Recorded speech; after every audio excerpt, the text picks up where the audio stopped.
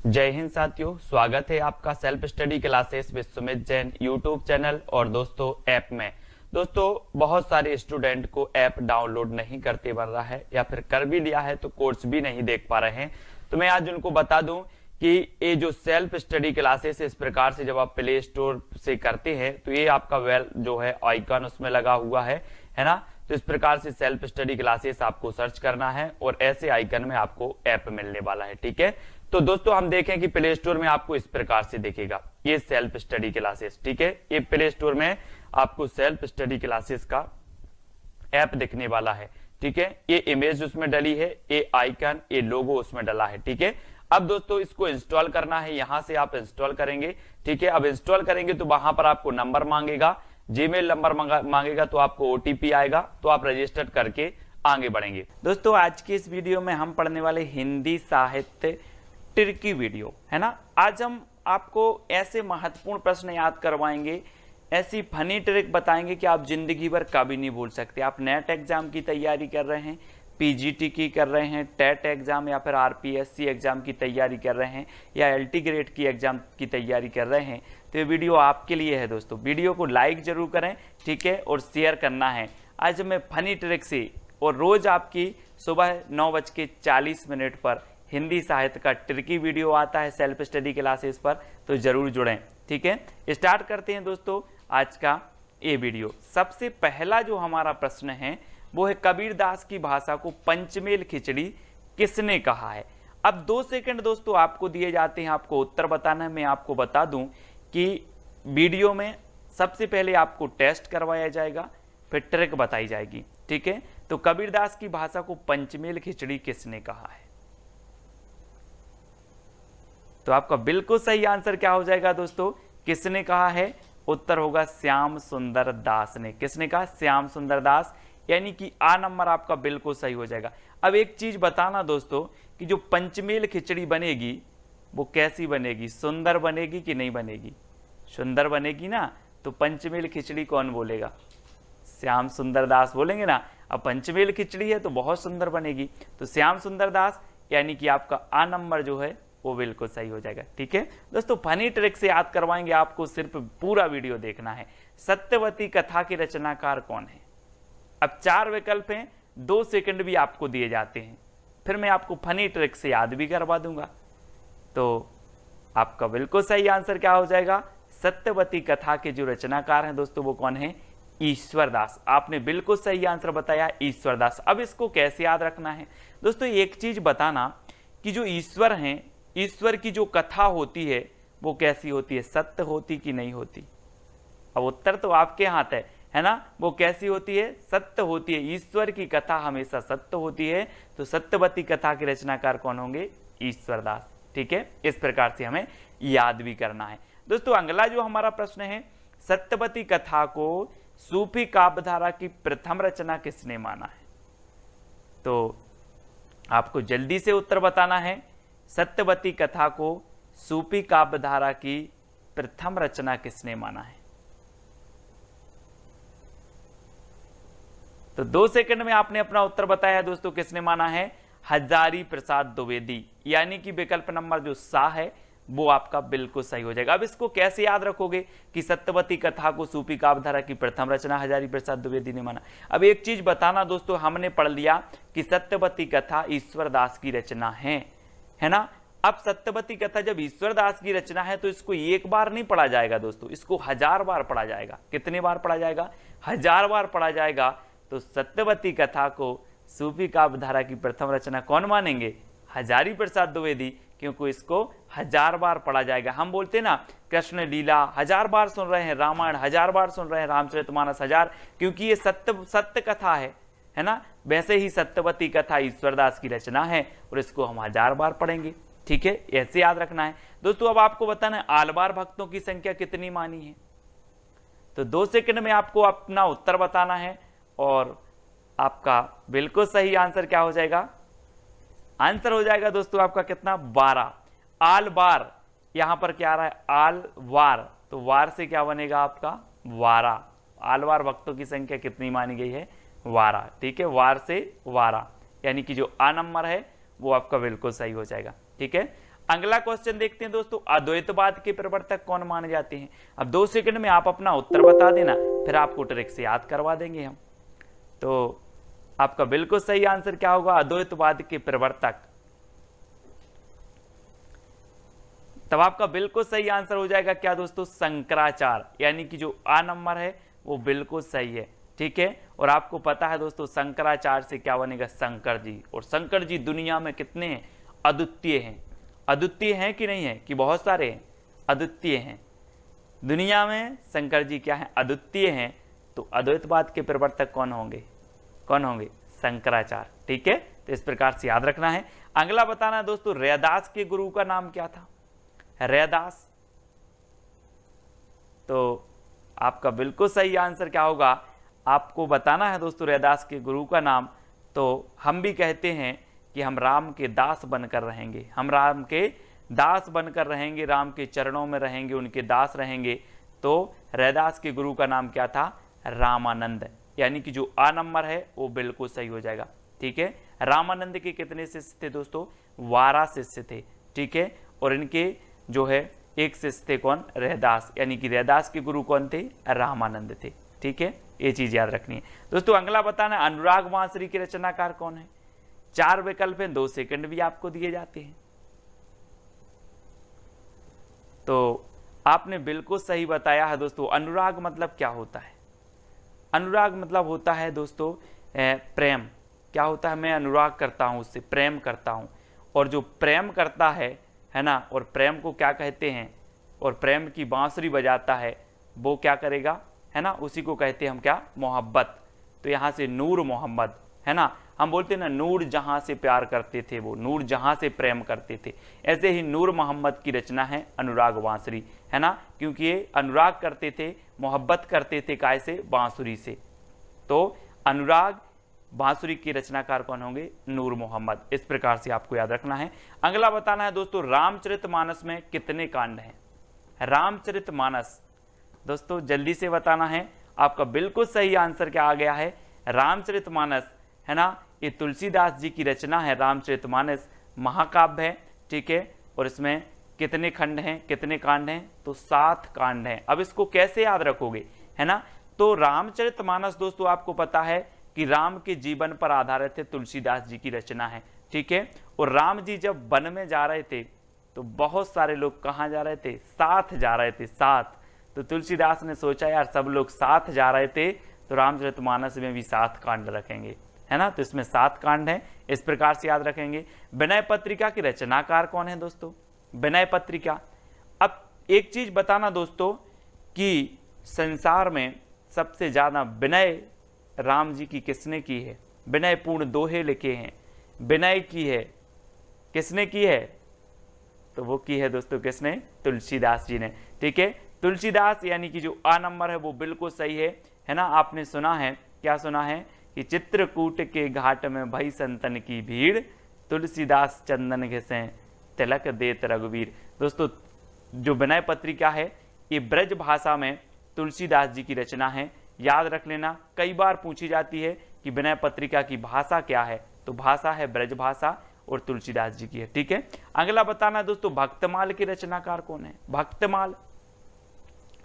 तो अब एक चीज बताना दोस्तों कि जो भक्त होते हैं, भक्त, है ना, भक्त क्या करते हैं, आकाश की ओर, नभ की ओर क्या करते, सिर करते हैं, और ऐसे भगवान को क्या करते हैं, नमस्कार करते हैं। कौन, भक्त। कहां सिर करते हैं, नभ की ओर। तो भक्तमाल के रचनाकार कौन होंगे, नभ से नाभादास, है ना। भक्तमाल जो भक्त होते हैं वो नभ की ओर सिर करके नमस्कार करते हैं। तो भक्त से नाभा, भक्त क्या करते, नभ की ओर, तो नाभादास, है ना। तो भक्तमाल के रचनाकार कौन है, नाभादास। ठीक है, अगला प्रश्न बताना है दोस्तों आपके, भंवर गीत के रचनाकार कौन है, भंवर गीत। ये है दोस्तों भंवर, और आपने सुना होगा कि जब ब्याह होता है किसी का तो क्या पढ़ती है, भांवरें पढ़ती हैं, भांवरें पढ़ती हैं। और जब नई नई दुल्हन होती है और क्या करती है, भांवरें पढ़ के जाती है, तो सबसे ज्यादा वो देखती है, क्या देखती है कि नंद कैसी है, नंद कैसी है।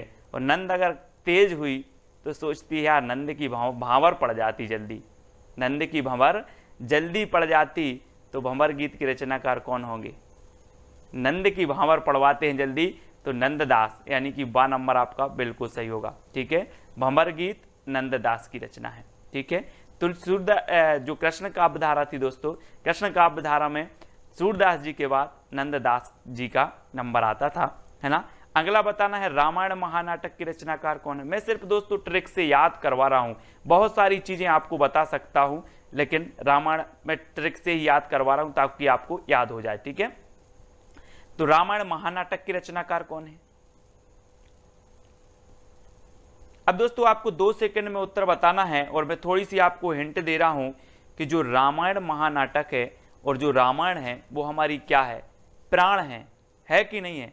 हम बोलते हैं कि रामायण तो हमारी प्राण है, प्राणों के समान है, हम उसको पढ़ते हैं, उससे सार तत्व ग्रहण करते हैं, तो हमारी क्या है, प्राण। तो रामायण महानाटक के रचनाकार कौन हो जाएंगे, कौन होंगे।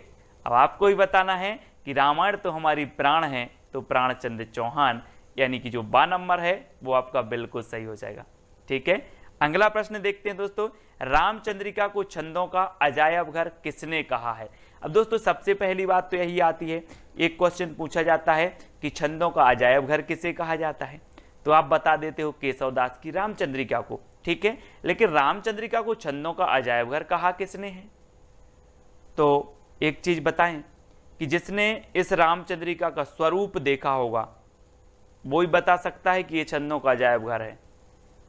अगर ये पुस्तक बंद है, इसको देखकर आप बता सकते हो कि इसके अंदर क्या है, नहीं बता सकते ना। जिसने रामचंद्रिका का स्वरूप देखा वही बताएगा कि ये छंदों का अजायब घर है। तो राम स्वरूप चतुर्वेदी, इन्होंने स्वरूप देखा और इन्होंने बता दिया कि ये क्या है, छंदों का अजायब घर है, और बा नंबर आपका बिल्कुल सही हो जाएगा। ठीक है ना, फनी ट्रिक, याद हो जाएगा दोस्तों, पूरा वीडियो जरूर देखना है। मधुमालती के रचनाकार कौन है, मधुमालती।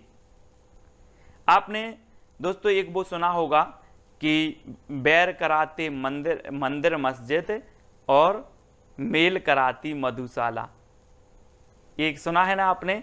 तो आपने देखा होगा कि समाज में कई ऐसे लोग होता है, उनका मंझनई मधु से होता है। कैसे होता है, मंझन मधु से होता है। तो मंझन मधु से होता है, तो मधुमालती के रचनाकार कौन होंगे, मंझन होंगे ना, मंझन, यानी आ नंबर आपका बिल्कुल सही हो जाएगा। ठीक है, हमें ट्रिकी याद करना है दोस्तों, याद बस करने का माध्यम है कि हमारे माइंड में कैसे वो फिट बैठती है, याद होती है। ठीक है, अगला बताना है दोस्तों आपको, हिंदी भक्ति काव्य का प्रथम क्रांतिकारी पुरस्कर्ता कबीर हैं, ये कथन किसका है। हिंदी भक्ति काव्य का जो काव्य के प्रथम क्रांतिकारी पुरस्कर्ता कबीर हैं, ये कथन किसका है। तो ये चीज तो कौन बता देंगे, बच्चे बता देंगे, सभी को पता है। कौन बता देंगे, बच्चे भी बता देंगे कि हिंदी भक्ति काव्य के जो प्रथम क्रांतिकारी कवि हैं वो कबीर हैं। बच्चा भी बता देगा साहब, क्योंकि भक्ति से ओतप्रोत थे कबीरदास ने समाज को फटकारा और भक्ति से, तो ये बच्चे बता देंगे। तो बच्चन सिंह का कथन होगा, किसका होगा, बच्चन सिंह, यानी कि जो आ नंबर है वो बिल्कुल सही होगा। हिंदी भक्ति काव्य का प्रथम क्रांतिकारी पुरस्कर्ता कबीर हैं, ये कथन किसका है, बच्चन सिंह का। ठीक है, इस प्रकार से कथन भी याद हो जाएंगे आपको, आप बिल्कुल चिंता न करें। निरंतर सीरीज देखना है, रोज 9:30 पर आपकी, रोज सुबह 9:30 पर ट्रिकी वीडियो होगा। ठीक है, तो जरूर देखें, और रात्रि 9 बजे आपकी हिंदी साहित्य की विस्तृत क्लास होती है, तो उसको भी देखना है। गुरु नानक का जन्म हुआ था तो कहां हुआ था दोस्तों। सिख संप्रदाय के प्रवर्तक माने जाते हैं गुरु नानक।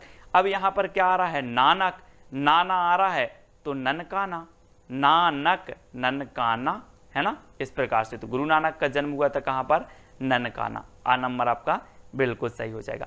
अगला बताना दोस्तों, नगेंद्र के अनुसार प्रथम सूफी काव्य रचना कौन सी है। सूफी काव्य धारा आपने पढ़ी होगी भक्ति काल में, अब सूफी काव्य रचना बतानी है, तो नगेंद्र के अनुसार बताना है, तो जल्दी से बताएं, 2 सेकंड में आपको। तब आपका राइट आंसर क्या हो जाएगा दोस्तों, वो मैं आपको बता रहा हूं, थोड़ा सा हिंट दे रहा हूं कि अगर आपके सामने नांग आ जाए तो आप हंसोगे कि दौड़ लगा दोगे, है ना। अगर अचानक आपके सामने ऐसे करके नांग आ जाए तो आप हंसोगे कि दौड़ लगा दोगे, है ना, दौड़ लगा देंगे। तो नगेंद्र के अनुसार जो सूफी काव्य की प्रथम रचना है वो हंसावली है। कौन सी है? हंसावली। ठीक है, याद रख लेना। हंसना नहीं है, हंसना नहीं है, अगर नाग आ जाए तो हंसना नहीं है, दौड़ लगा देना है, तो हंसावली है, सभी लोग याद रखेंगे। ठीक है, अगला बताना है दोस्तों आपको, सुंदर विलास किसका ग्रंथ है? सुंदर विलास, तो प्रश्न क्रमांक 18 है और 2 सेकंड है, बिल्कुल आप आसानी से बता देंगे कि सुंदर आ रहा है तो सुंदर विलास सुंदरदास का ही होगा। ठीक है, सुंदरदास, ये बिल्कुल सही है आपका। ठीक है, आ नंबर आपका बिल्कुल सही हो जाएगा। सुंदरदास का ये ग्रंथ है सुंदर विलास। अगला बताना है दोस्तों, निम्न में से अष्टछाप का कवि नहीं है। अष्टछाप को जो स्थापना हुई थी, मैं आपको अभी क्वेश्चन पूछूंगा उसका, वो अभी नहीं बता रहा हूं मैं आपसे। तो निम्न में से अष्टछाप का कवि नहीं है बताना है। अष्टछाप की स्थापना मैं आपको इतना बता दे रहा हूं कि विट्ठल नाथ ने की थी। ठीक है, लेकिन कौन सा कवि नहीं है इनमें से? तो आपका बिल्कुल सही आंसर क्या हो जाएगा दोस्तों? क्या होगा आपका? नंददास जी भी हैं, सूरदास जी भी हैं, छीत स्वामी हैं, लेकिन कौन नहीं है? नावादास, जिनकी रचना हमने पढ़ी थी, कौन सी है? भक्तमाल, है ना, भक्तमाल इनकी रचना है। और ये नावादास जो हैं ये अष्टछाप के कवि नहीं है, यानी कि आपका जो उत्तर है आ नंबर बिल्कुल सही हो जाएगा। अब लोग कंफ्यूज होते हैं दोस्तों, यहाँ भी दास आ रहा है, यहाँ भी दास आ रहा है, यहाँ भी दास आ रहा, तो ये तीनों तो होने चाहिए, ये छीत स्वामी आ रहा तो ये नहीं होनी चाहिए, ऐसे कर देते हैं।